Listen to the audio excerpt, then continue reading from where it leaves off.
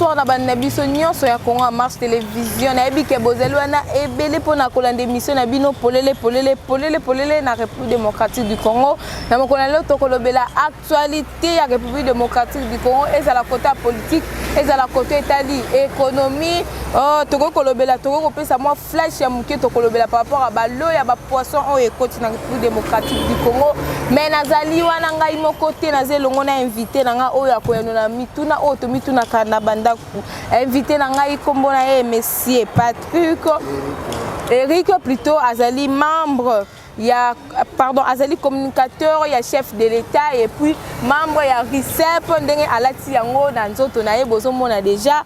Bonjour monsieur Eric. Bonjour madame. Bonne santé malamu.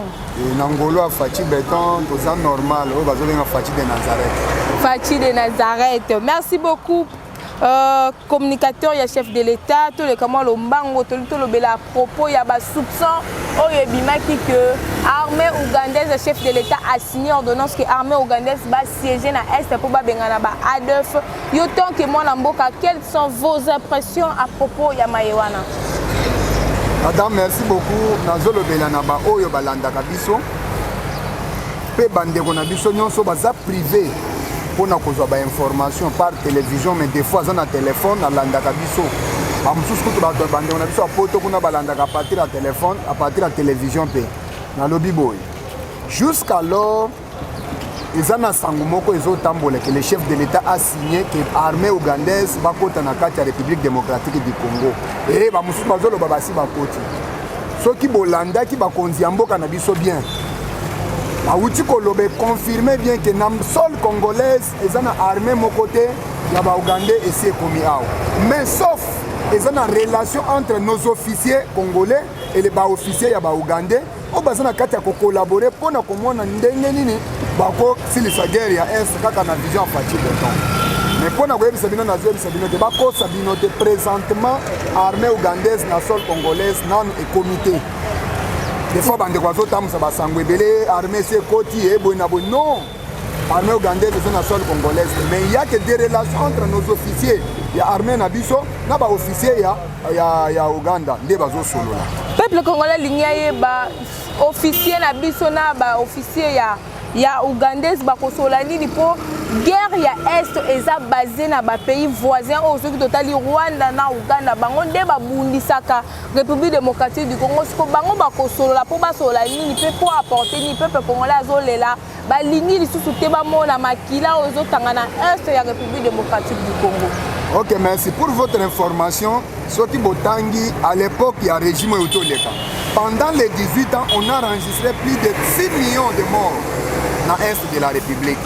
Et aujourd'hui, quand Fati Béton est venu, à l'Obinon, je veux tout faire que guerre est ici dans la Est de la République démocratique du Congo. Et parce qu'on a le nombre de décès par rapport au régime passé, le nombre de décès et attaques par rapport au régime actuel, vous comprendre que l'évolution est allée. C'était quelque chose qui était déjà planté depuis 20 ans à 25 ans. Et jusqu'aujourd'hui, le président Félix Fati de Nazareth, ailleurs, l'Obinon, à cause de la Nyonso pour que Kimie Kokota dans 2 ans, quelque chose qui a fait 25 ans. Fati Béton est un diplomate. Fati Béton n'est pas un président ou Azoya pour la brutalité. Ce qu'on a dit dans le régime, Fati Béton dans le les Congolais chantaient Fati Kanga Kabila, Fati Salaboy. Pourquoi il faut Salaboy? Mais nous, c'est que Fati azaki nango net vision na kati ya mutu na ye na o biso peuple congolais azaki nango to yako pesa raison ndenge to banda ko pesa pe papa Tshisekedi raison na retard ndenge banda ko loba bo sala boyete boboyi après quelques jours boye ko pesa raison non papa olobaki tozo pesa raison Fati Béton aye to se brutaliser o makelele non mais to yeko mona a renverser régime lelo pona ligambo ya guerre ezande na lingana expliquer ndenge pona ko la kisabino patience na diplomatie ya chef de l'état face ya makambo biso peuple tozana ngo neti mbangu. Fati Béton c'est un diplomate. Et ça na ba conflit na bamboka mususu o Fati Béton silisi pas na nzela munduki mais na nzela ya biki. boyeba yango bino ba congolais ke ko banda lelo tina ndenge mokili kokufa Uganda, Rwanda, Burundi, baza ba pays voisins pembeni na biso. Bakotika la jamais pour se séparer ou bien kolongwa place na po biso toso. Mais pona kosilisa guerre wana, tokozwa mundu ki te pona kokende kobeta ba Ugandais, mais pona kokende kobeta ba Rwandais. Il faut kosilisa yango sur le plan diplomatique. Pourquoi Russie na États-Unis bazali na conflit? Fachi beto akei akutani na Poutine, akutani na Donald Trump à l'époque, basilisi conflit wana. Pourquoi Corée du Nord, la Corée nous sommes dans un conflit, mais nous avons besoin de ça. Oh, il y a besoin de faire à ça qui nous. Mais pourquoi pas ici chez nous? Qui met photos au monde qui doit attaquer Rwanda? Qui met photos au monde qui doit attaquer Ouganda? Nous allons faire terminer cette guerre-là sur le plan diplomatique par stylo. La politique, il y a IDPS. Il y a un officier na biso na ba officier na bango ba ya bakutan.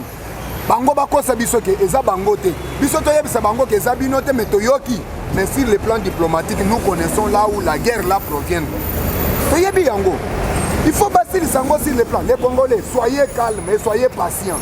Ceux qui vont monter de quoi pour la première fois. Bolobie belé non, non comme ça Kabila dirige. Et aujourd'hui le régime Kabila est renversé.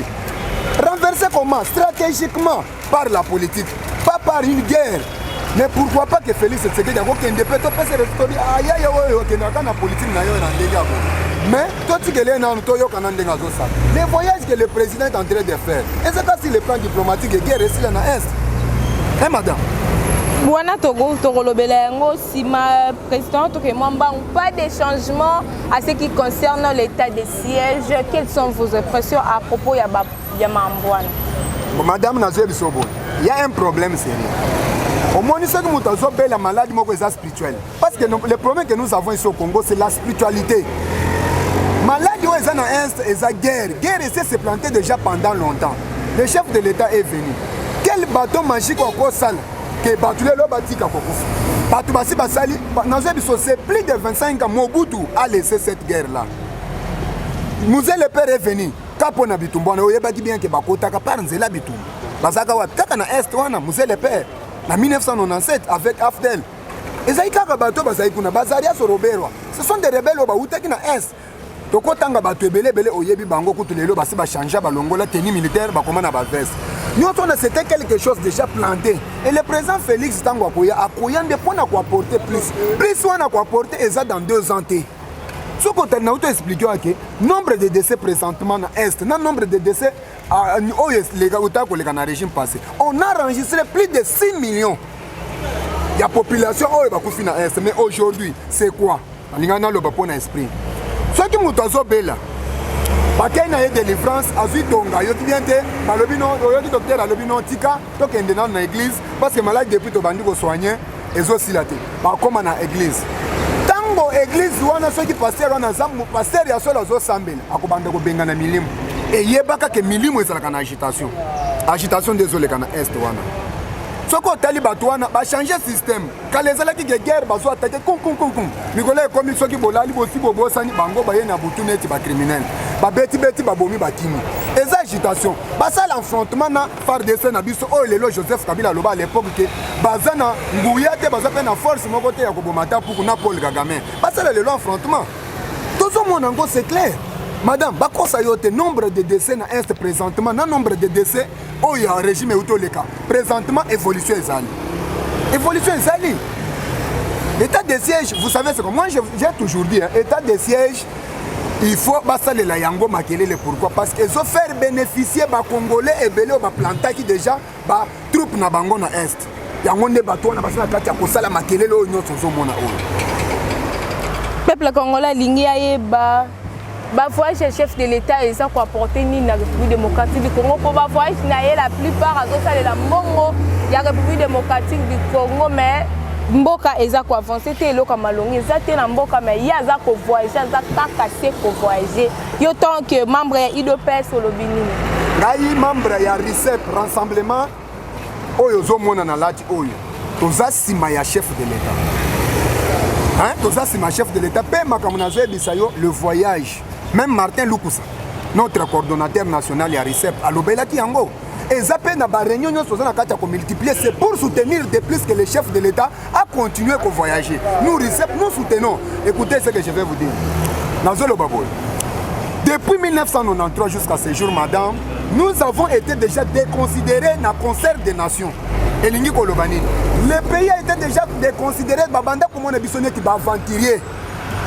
Nana salaka yango. Mobutu a un conflit entre les Égyptiens et les Égyptiens n'a pas Israël, pas Israéliens plutôt. Tant qu'on conflit on est sali, pas Israélien, pas Tomboki. Mobutu a loba officiellement qu'il y a une relation entre Zaïre à l'époque avec Israël. Depuis qu'on a balongoli biso na concert des nations, c'est-à-dire la considération mondiale, les Zaïre à l'époque, aujourd'hui la RDC n'était pas considérée. Ce qu'on a depuis basalaka ba pillage parce que Rwanda ndé bandé ba pillage quel 91, 92, 93 ba pillage bandi.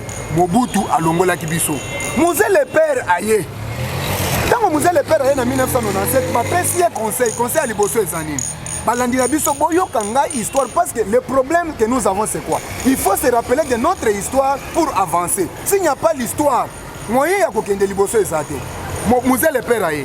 Tant que musée le père aye ba conseiller que l'élo Mobutu a été Kimboka a quatre déjà relation nyonso. Il a géré même que pour négocier avec Satan, je vais négocier, mais pour Israël était.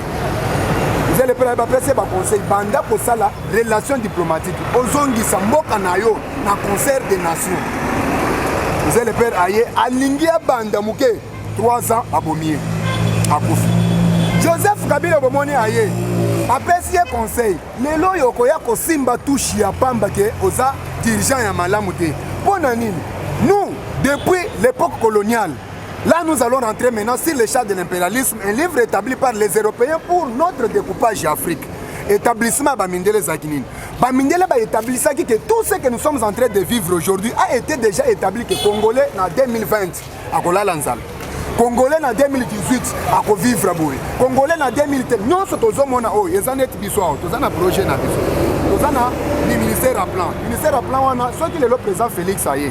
Akuti ke na ministère a plan balobaki basala nzela tombalva ezayi ete akutaki yango déjà za projet ozoyoka eza projet déjà si akuti yango akoya kolandela yango lelo pe ba mindele ndenge baza na plan ya Afrique o bazolandela bona makambo nyonso pe ba modifier kango ndenge nini par rapport ya ba méconduite ya ba président oko signer contrat na mondele parce que oyebi bien que na Afrique mobimba oyebi que ba mindele bazo primer makasi ozokaka mboka tel mondele. Tout ce que nous vivons, au Koyaboye, on négocie. Yengai, pensa na zo pouvoir na tel mboka na Gabon boenabo. Au comme sur le terrain, aux autres les sous makambo ba mindele bazo lobate, ba ko banda ko pressionner yo. De ba yebisaki Joseph Kabila bo. Tindaka batu na yo, ba kende ko sala succès diplomatique ndenge lelo fachi de Nazareth, o yaza na kati ya ko sala siko.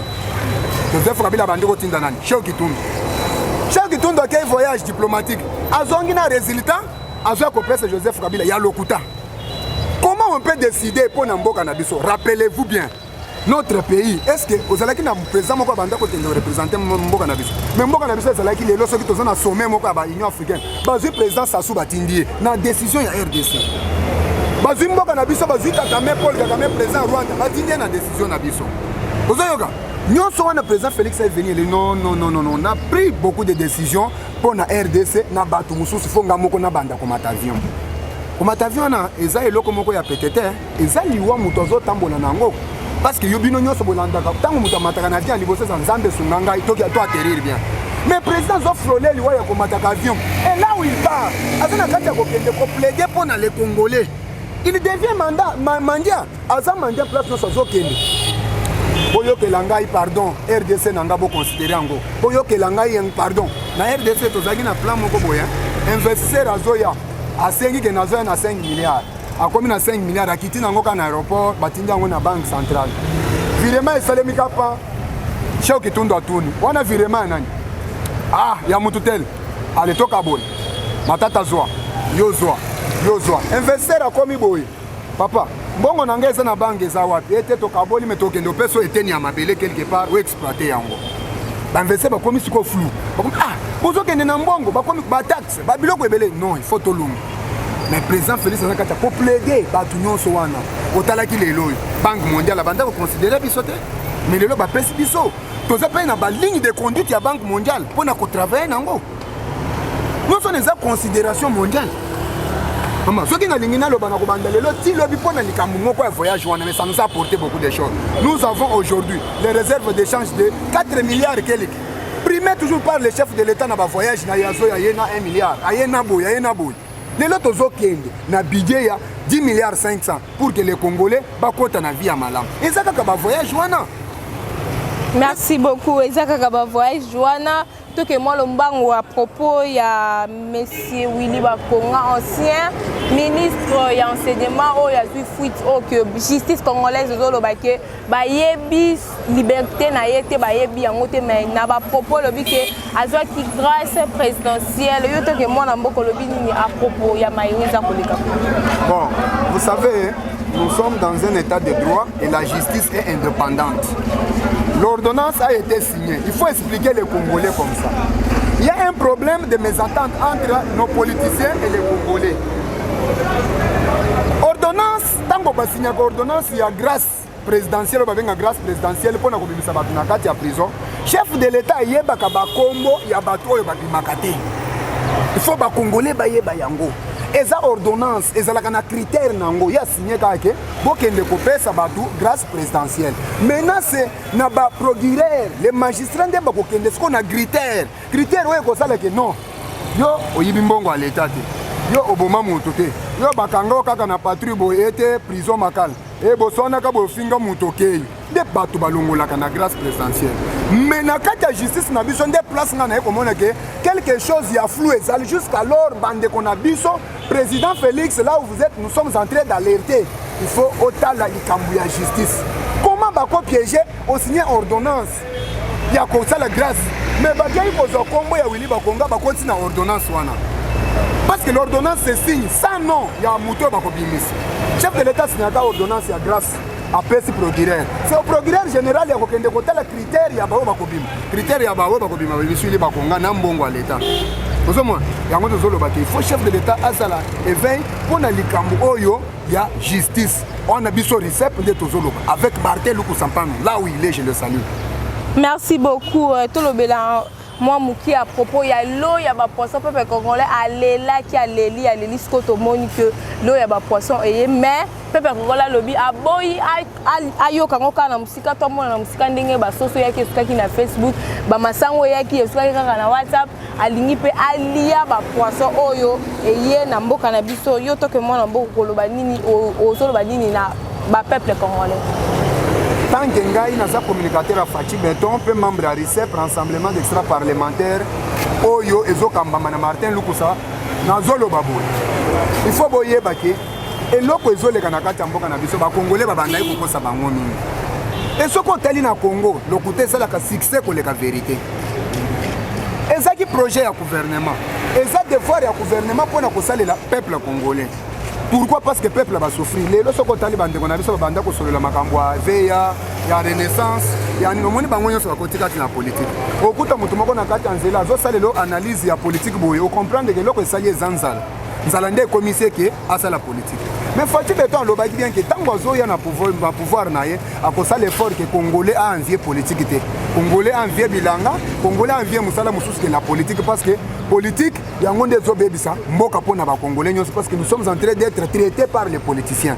Alobaki nini na plan na ye ya liboso il faut maîtriser social wana ba entreprise oyo elingaki esala ke social evanda na kati ya mboka na biso ezaki déjà prise en otage par les expatriés ozoyoka ezaki déjà prise en otage par les expatriés baexpatrié tokomi kobondela bango ministère ya économie akei basololi basali nyonso basilisa réunion babima boye po baexécute ekomi problème sango mpe etambolaki na réseaux sociaux ezalaki ya solo par rapport ya masolo entre ministre ya économie na bandeko na biso baopérateur économique bayokani balobi non il faut tokende tokitisa biloko basigné tokitisa na prix tel papa esili mais lokola eza na puissance moko politique eza nsima eza na kati ya kotravaille nsima ya baopérateur économique oyo esalaki ke baentreprise ya leta nyonso ekufa ekoma baentreprise privé po tobanda komona mpasi ozomona oyo yango nde aye koboya lisusu e bakongole tobanda koyebisa bango kaka kofortifie bango lisusu ke bozala à l'aise. Fachi Beton, Fachi de Nazareth, a une vision kaka ya peuple congolais. Vision na ezani neza ke peuple a stabilisé social. Yango ne bomonaki ministre de l'économie akendaki Namibie, akendaki Zanzibar, bakendaki bamboka nyonso zo sala ke fournir biloko akolia pour peuple a se retrouver.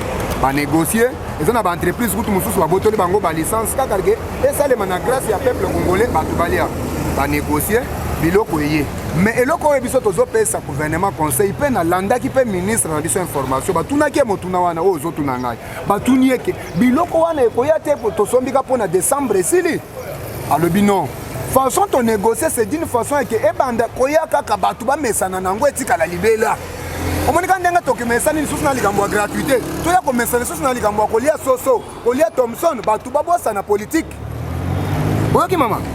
Merci. À l'aise, biloko ezali essayer déjà comment quitter. Le Congo sera inondé par les Thomson, les Mpiodi, les Mabunde, quoi d'autre. Nous, c'est qu'on a là. Merci beaucoup. Quelles sont vos suggestions à propos de la rencontre du chef de l'État Naba évêque? Quelles sont vos suggestions ou bien vos impressions à propos de la rencontre Naba? Autako yebiso que Fati c'est un grand diplomate. Agenda Guinée ba pesa qui diplôme ya mérite ya négociation paix ya père de la démocratie. À la place à son père, puis à son âme là où il est papa Tshisekedi. Tango ya ba pesa qui diplôme on elingo lo ba diplôme on eza par rapport à musala salaka. Papa, maman, madame, plutôt. Nazo lo baboye. Fati beton zo sili sa conflit à bamboka mususu. Mais pourquoi pas tout makambo moko amike miki oza na kati ya mboka na ya sili sa yango. Est-ce que ba congolais baza na posé à conflit mais baza na posé à mboka ekende liboso? Yango ndo moni basango ba comprendre que o tozo combattre to banda ko loba nous cherchons un congolais o ya yebani pa na bango congolais aye ba bandi bitumba mais quand ils ont compris que bitumba tozo sala ezana tina te poso ko talaki yango o monaki pe nzamba banda ko appuyer pe président Félix à chaque fois bazo proclamer ba marche mo mbula makasi ebete kati marche. Ok, nazo pesa exemple. Tant que tu as en opposition, candidature à président Félix Zolinga Kobim. Ba pasteur Bukundo wa, ba pasteur Belé fait comme kuna basala messi ya munene na kati ya stade de martyr. Oyeba eloko nzamba sala. Contre Félix Tshisekedi. Nzamba beti sambula pasola babashi. Ba pola na kati ya stade de martyr ba kima ba nyonso ba kima. Et Fati Beton quand il est venu signe na ye liboso atambola kanambula soko tali ya sali campagne na ye mobim zaika nambula signe ya bénédiction partout et soko lingo contredire nzamba ko tindelo moto siko atindi ngo na sens mususu atindi lisusu mbula yango ndo ozomona kaka o proclamer kaka plan na bino ya mabe et samedi boule beti et boina depuis ebandaki ezaka kaka mais quand même na féliciter na basango ba papa boza ba mikolo boye ko comprendre que moi na mboka Fati Beton azana vision akati ya vision na ende bolobi ke bozo kota ndenge pe biso recep to koti pe na vision en chef de l'état yango nde bomoni ba papa bakiti lelo soko landaki déclaration ya Besho la lobi bien que l'opposition doit se prendre en charge pour na kwasime charge na bango ya opposition biso église catholique toza ba opposante toza ka pe parti politique te déclaration na saleza Fati Beton te muto atindi bango baloba. C'est Dieu qui a accepté aujourd'hui que Fati azana na RDC banda ko diriger nde muto akoti bango bala akoti na mitema na bango. Pour les lobas qui t'en et c'est fini, l'opposition est fragilisée. Tous les gens qui maloba Tshisekedi. Pour le Tshisekedi à cause de la pouvoir ou bien l'IDPS, opposition à cause de la tête. Tous les gens qui l'ango peut moni yango parce que l'opposition banda ko djembe la présentement église catholique.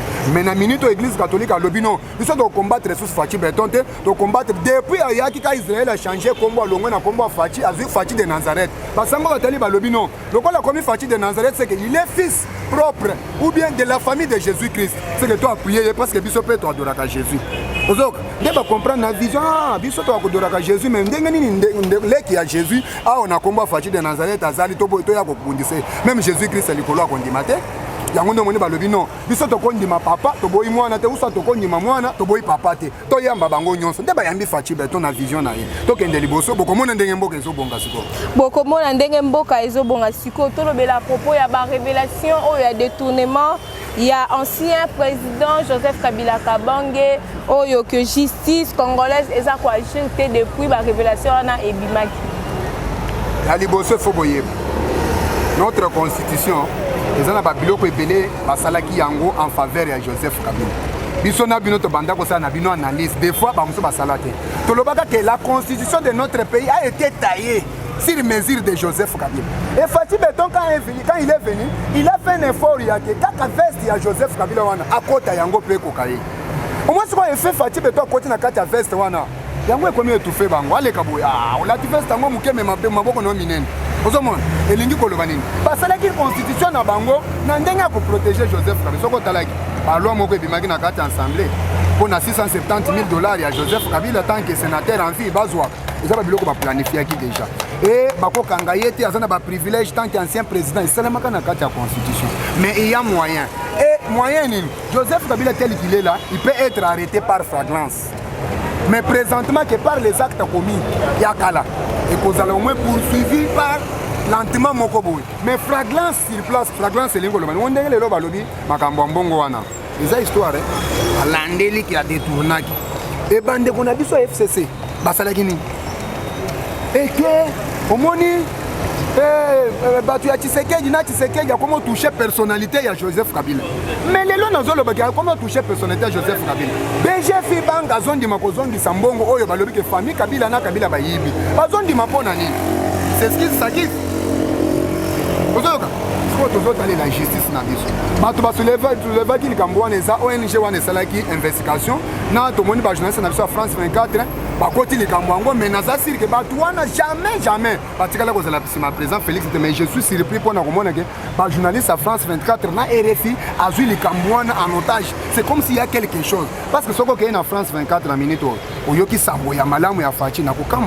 Soko kei na RFI oyoki sangwa malamu ya fachi ekuna kokamu mais nazo surtout ka basali investigation pe babimisi non et Joseph Kabila yi.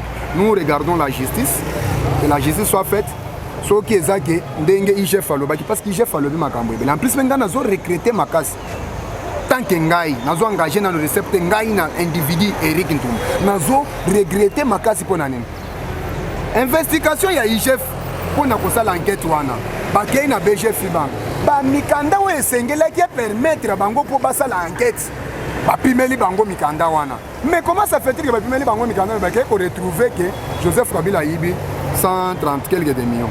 Est-ce que Joseph Kabila na famille na ba cause de 130 quelques millions ce qui ata balobi que 130 quelques milliards to kondima parce que nous solo bamba banda ko yebisa biso qu'il y a des tournements il y a 15 milliards par an.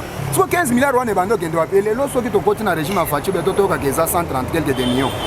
C'est que ngai nazomona ke makambo papa lozolo bambi alobaki eza lokuta faut to sala investigation ya bien ba permettre PIG fa continuer na musala ba PC biloko nyonso o ya ko sala ke a sala investigation sur ce dossier là azwa éclaircissement ya likambo wana bien montant wana pona ngai nazo douter zamuke e bango bandimi bafuta bafundimi pona ko futa pona ni c'est que ba reconnaître yango pepe kongola lobi bambongo bazwaka tangu batu bakangaka bango to tangu basabisaka bango ekendaka wapi bamonaka yango te salaka pe lokote na mboka na biso bongo oyo bazwa eza na bato banégociaka mikolo nyonso batake na justice onégocie mbongo ekotaka na trésor public ntango bozoyoka ke réserve ezomata e trésor public tozomata wana tozomata pamba te bakoya koleka na télévision te koyebisa bino ke motu tel azongisi mbongo. Mais faut tout le monde a mis ça là haut. Mais ça n'a pas preuve. Nous avons besoin de réserve d'échange. Il y a combien? Joseph Kabila nous a laissé avec 600 millions. Mais les autres ont plus de 4 milliards de dollars. Ils ont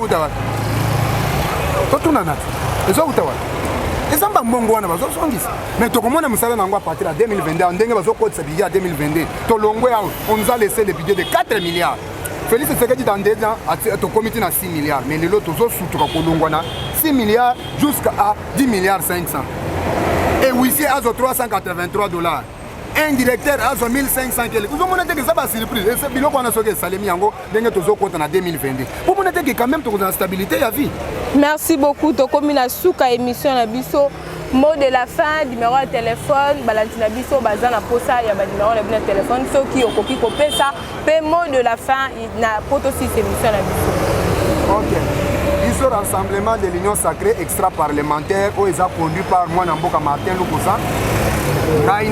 Présentement pour la plateforme président fédéral et à Moamba, Eric Ntumba. Vous avez vu dans la télé, installé Kinga en tant que président fédéral. Nazolo Baboy. L'ICEP na minute tozona kata ko planter ngo Congo mobimba bande konanga ezapona ko soutenir chef de l'état to pesa ye majorité pour amona moyen ya kokokisa makanisi malamu o azana ngo pona mboka. Et plus tozotelemela makambo oyo bazoloba les antivaleurs iso recept tozawana pona kotelemela yango e ozana problème na yo bazobotolo lopango bazaboye biso tozawana pona kokota ti place nyonso kobelela kolela tozakati na biso tozana ba membre ya société civile tozana ba diaspora tozana bato ebele bazawana toya tosangana to soutenir le chef de l'État to pesa ye majorité na 2023 oyo lelo oyo tozomona lelo ezokende boye majorité ezokende boye. Ok, biso bana mboka tozala nsima ya Faci Beton mpona kosoutenir ye kopesa ye majorité oyo aza na kati ya koluka mpo akokisa kosalela biso na makaniso malamu aza nango mpo mboka ekende liboso. Tolingi tomona mpe avant 2030 moko echange mopepe ya malamu ekota mpenza kongole abanda kokele lisusu lipa te. Tozolinga komona biso union sacré na recept ndenge toza boyeke lelo bakongole bazolinga kolia ndenge bazobanda soki lobi déjà parce que biloko wana ndenge ye boye ekozala na planification moko boye bakosala ke ezala déployer mpo toza na bandoki baza ebele na kati ya RDC okomonaka boye basombi yango nyonso ake kobwaka na mai. Mokonzi fongola misu déployer bato na sécurité mpo bayeba kolandela ndenge nini biloko wana ekotekama mpo bakongole basepela. Merci beaucoup. Notre numéro c'est plus 243 85 060 32 38 plus 243 85 060 32 38. Boya ebele recept na Martin Lukusato c'est la bino poto appuyer chef de l'État to pese majorité na 2023 cause la district 2023 les élections. Merci beaucoup na balandi biso nyonso na yebi ke bozalaki wana ebele pona kozwa babiyano na bamituna na bino bomitunaka na bandako na émission na bino polele na chaîne na bino bolingaka mingi Congo en marche. Abonnez-vous massivement pona monike masolo ekomi kitoko actualité ekomi kitoko po invité na biso monsieur Eric ya Risep ayanoli na bamituna otomitunaka na bandako. Na pesi merci na grande équipe ozaki sima ya caméra tonton Beni, tonton Romeo na pesi merci Sikezali na pesi merci na balandi nanga nyonso balandaka ngai wana ezalaki mwana musala na bino Marlène Bilonda Lukizola. À nous revoir à la prochaine numéro. Merci beaucoup.